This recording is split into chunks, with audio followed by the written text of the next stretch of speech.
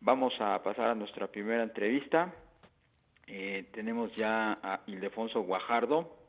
El... me dicen que no es Ildefonso Guajardo. Ya tenemos a Salomón Chertorivsky, presidente del Consejo Consultivo Ciudadano Pensando en México, exsecretario de Salud. ¿Cómo estás, Salomón? Buenas tardes. ¿Cómo estás, querido Darío? Espero que tú, que la producción y que quienes nos están escuchando tengan salud. Muchas gracias. Pues afortunadamente sí tenemos salud nosotros. Espero que también ustedes. Muchas gracias, así es. Precisamente de eso queremos platicar contigo, porque ayer pues vimos que se abanderó una iniciativa por parte de pues experimentados servidores públicos de sexenios pasados, que fueron precisamente secretarios de salud, un esquema mediante el cual se busca pues contener el avance del coronavirus. ¿Nos podrías platicar en qué consiste este asunto? Gracias, Darío. Sí, en efecto, mira, el día de ayer una exsecretaria y 5 exsecretarios de salud presentamos un documento que se vino trabajando a lo largo de varios meses, acompañado, yo te diría, de las mejores mentes médico-científicas de nuestro país, para poner 3 cuestiones, Darío. La primera es un diagnóstico de a 6 meses de la pandemia, ¿cómo vamos? Este diagnóstico y sus resultados, debo decir, están basados todos en evidencia, en hechos, no en dichos, y los resultados son muy malos, Darío. El primero y el que abarca todo es que a 6 meses la pandemia en nuestro país sigue fuera de control. Rebasamos ya el escenario catastrófico, Darío.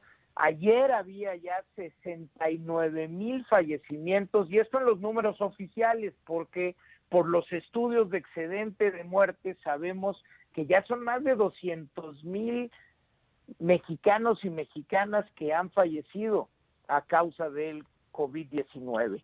También México, Darío, es el país donde ha muerto el mayor número de personal médico y de enfermería. Y un dato más, Darío, que es muy fuerte, y es que 79% de todos los fallecidos no llegaron a recibir cuidados intensivos, es decir, o fallecieron en casa o llegaron demasiado tarde al hospital para ser atendidos. Vaya, ¿de qué nos sirven hospitales vacíos si quienes han fallecido no han recibido la atención que se requiere? Esto acompañado, Darío, de que los pronósticos oficiales pues han fallado todos. No hay un solo diagnóstico, no hay un solo pronóstico oficial por la autoridad sanitaria que haya sido correcto. Esa es la primera parte del documento, Darío. La segunda es un gran estudio de las mejores prácticas internacionales. ¿Qué hicieron los demás países? ¿Por qué Corea del Sur fue tan exitoso? ¿Por qué Alemania fue tan exitoso? ¿Por qué Vietnam fue tan exitoso? ¿Por qué Suecia fue un fracaso? Un análisis completo para poder aprender de la política pública, de la política sanitaria que se implementó en los otros países. Y la tercera parte del documento, Darío, es las recomendaciones. En este caso, 14 recomendaciones muy puntuales para, en 8 semanas, como tú lo decías en el resumen, poder controlar, no terminar, no finalizar. Esto va a durar mucho tiempo. Vamos a convivir con el COVID-19 por lo menos unos 2 años, si no es que mucho más. En ese sentido, ¿cómo podemos controlar el número de contagios y, sobre todas las cosas, el número de fallecimientos? De eso trató, Darío, lo que presentamos, un documento que ya es público para la lectura de todos. Salomón, buenas tardes, te saluda Rogelio Varela. Hola, estimado Rogelio, ¿cómo estás? Salomón, coméntanos brevemente, pues de estos 14 puntos, ¿cuáles serían los más relevantes? Mira, todos son relevantes y es en extenso, pero déjame seleccionar algunos. El primero es que nuestro país necesita una mejor recolección de datos y de mayor calidad. Y para ello necesitamos incrementar de manera sustantiva el número de pruebas. Necesitamos poder hacer pruebas, detectar de manera puntual a quien tiene el COVID, poder mapear a los contactos que ese contagio tuvo, hacerle las pruebas a esos contactos, poder mapearlo y con ello hacer lo que hemos llamado una epidemiología de precisión para hacer confinamientos mucho más quirúrgicos y poder evitar confinamientos totales o estatales en los próximos meses. Otro punto, necesitamos una encuesta serológica con representatividad nacional. ¿Qué quiere decir esto? Hacerle pruebas de anticuerpos para saber quién ya tuvo y quién no de los mexicanos y mexicanas el COVID. Pruebas rápidas. Son pruebas rápidas, sí, las serológicas. Estas pruebas lo que te llevan, no se necesita hacer a todos, pero sí una muestra nacional para saber qué porcentaje de las personas ya tuvieron contacto, ya estuvieron contagiadas por el virus, pues para saber qué tan cerca o qué tan lejos estamos de la famosa inmunidad de rebaño. Otro tema importante es modificar la directriz del si te sientes mal, quédate en casa hasta que no puedas respirar.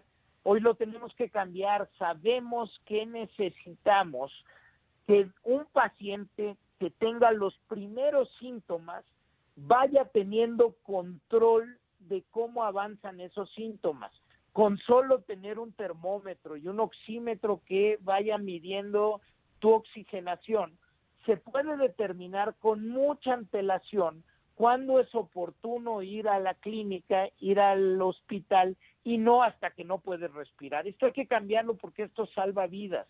Necesitamos, por supuesto, vigorizar, adelantar la campaña de vacunación de la influenza estacional. Normalmente la influenza se vacuna a finales de octubre hasta marzo. Este año la tenemos que hacer antes de que termine diciembre, porque mira, si bien en el cono sur, que vivieron primero el invierno, no tuvieron una influenza importante, mucho se explica porque estaban en confinamiento, las medidas de higiene, etcétera.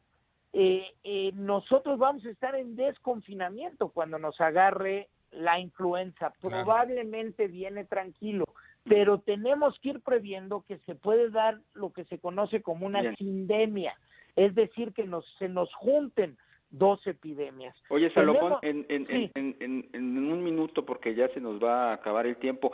Ok, ya presentaron este plan, pero ¿qué es lo que viene ahora? ¿Cómo se puede materializar? ¿Qué es lo que se necesita? ¿Qué debemos hacer como sociedad? Entiendo que las autoridades pues lo van a obviar, no se dejan ayudar mucho en ese sentido. Pues seguiremos insistiendo porque es importante que el gobierno federal lo lea, lo conozca y trate de reajustar su directriz. Lo vamos a presentar a la Organización Mundial de la Salud, lo vamos a entregar a las gobernadoras y los gobernadores, al legislativo, porque tienen un papel que jugar, y se ha hecho público para que las ciudadanas y ciudadanos también tomen conciencia. Hay mucho que podemos hacer, por ejemplo, un solo tema, el uso del cubrebocas en lugares públicos cerrados es la variable fundamental para poder cambiar la trayectoria de esta pandemia, y esa la podemos hacer entre todos, aunque el gobierno no quiera, Darío. Bien, Salomón, pues te apreciamos mucho esto, les deseamos mucha suerte, estaremos en el acompañamiento de esta iniciativa y bueno, pues muchas gracias, que tengas una buena tarde. Así lo has hecho y te lo agradezco, Darío, que haya mucha salud y sigamos usando todos y todas el cubrebocas. Mucha salud, igualmente, gracias.